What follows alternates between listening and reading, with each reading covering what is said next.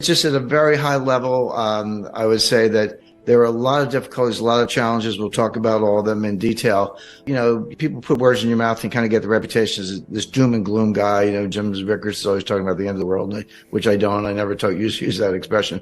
But I make the point that, despite the difficulties, we don't have to be victims. We're not helpless. We don't have to curl up in a ball. The key is to see it coming. If you can see things coming, you can deal with them accordingly. You can get through them, not only preserve wealth, but actually make money. I always point out the example of Hugo Stinnes. And people go, who's that? He was an industrialist in Weimar, Germany in the early 1920s. And he could see the hyperinflation coming long before the middle class, long before anybody else.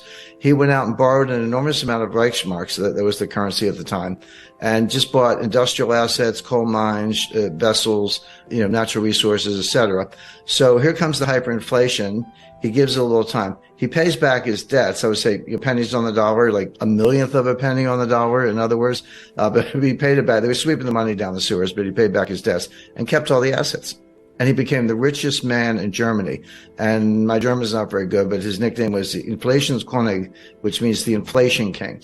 So there are other stories like it, Joseph Kennedy in the 1929 crash. But here's a guy who lived through the greatest hyperinflation of any modern industrial economy and ended up as the richest man in Germany because he saw it coming and made the right move. So again, we're not helpless. We can do things about it. But the key to empowerment, as I say, is to see it coming. That's where the analysis comes in. And you're like, gee, Jim, you're smarter than everybody else. Of course not. There are a lot of big brains around, but people have flawed models. There's a lot of behavioral psychology behind it. The confirmation bias, or believing the future will resemble the past, which it usually does not. And so if you're going to stick to those models, you're going to get really bad results. It's hard to think of an institution that has a worse forecasting record than the Federal Reserve, the U.S. Federal Reserve, with the possible exception of the IMF. They're both pretty bad.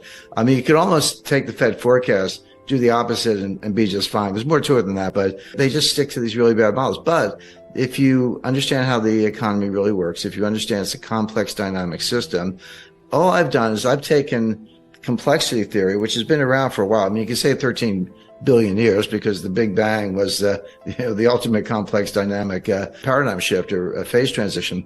But the science of complexity, understood in mathematical terms, really dates to the kind of the early 60s. But it's been used very successfully in physics. It has a lot of applications. All I did was bring it over to capital markets. I looked at capital markets and said, wait a second, here's one of the most complex dynamic systems you can picture. And then there's nothing more complex than the human brain. So you're putting humans on top of capital markets. You've got complexity squared or some exponent. And those models work brilliantly. But try getting anyone to understand it or do that work is difficult. But again, the point is, if you have the right models, and I would include behavioral psychology, a good dose of history, complexity theory, and a few other branches of applied mathematics, you can get very good results. But if you stick to, the Phillips curve and non-accelerating inflation, unemployment rate, and a lot of other nonsense the Fed uses, you're gonna get it wrong.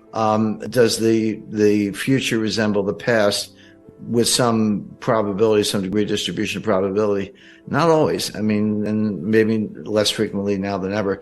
And they also assume that prices move continuously. Prices go up and down, of course, but markets don't move continuously. Or if they do, it's when you don't care. When you do care, they just gap. They gap down or they gap up. You miss it, you blink, and it's at a completely different level. It's been repriced. Now, you can still get in and out, but you've either made a lot of money or lost a lot of money, in the blink of an eye.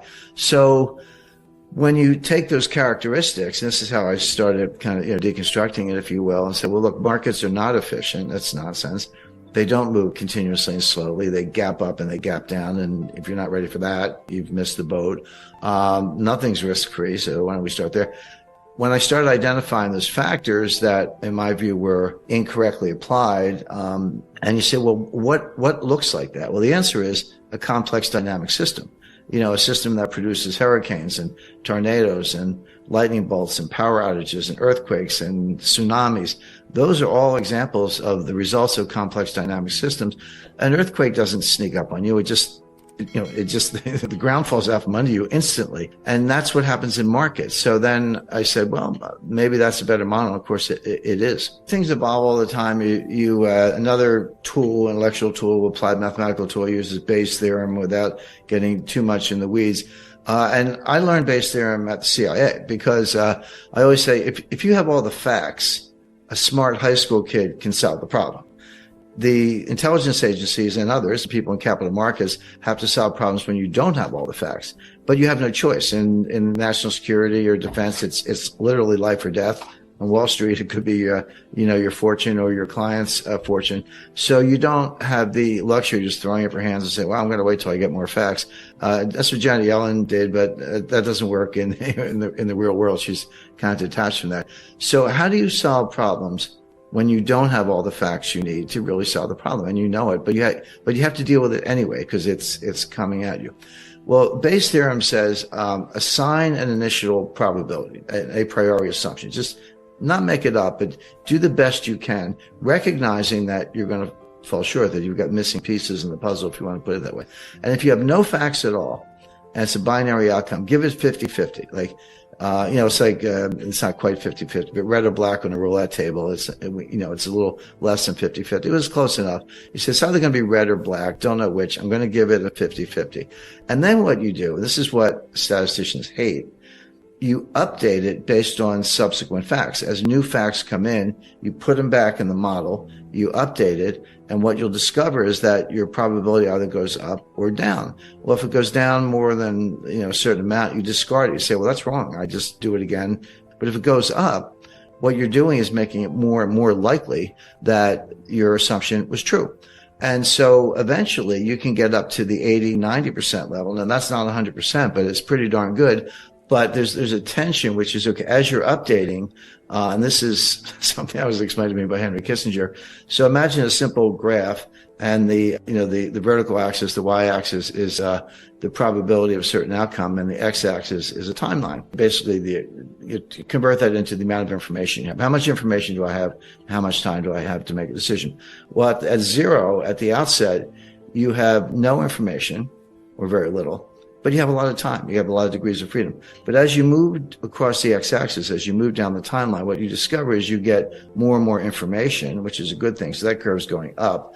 But you have less and less time, fewer degrees of freedom. That curve is going down. So when you get all the way to the other end, it's like, hey, I have perfect information, but it's too late. It's over. I missed either, war started, or I lost all my money, or something bad happened.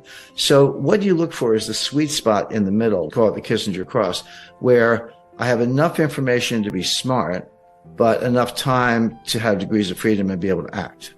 You look for that sweet spot in the middle, and that's when you act. And, with a little humility is a very good tool, a good addition to the formula. So as I say, in the CIA, you never have enough information. You're always trying to get more, but you have to do the best you can, and kind of make assumptions and make forecasts, because you don't have the luxury of sitting back. You can't wait for 10 9/11 events so you can have a good statistical base. You got one and you want to prevent the next one.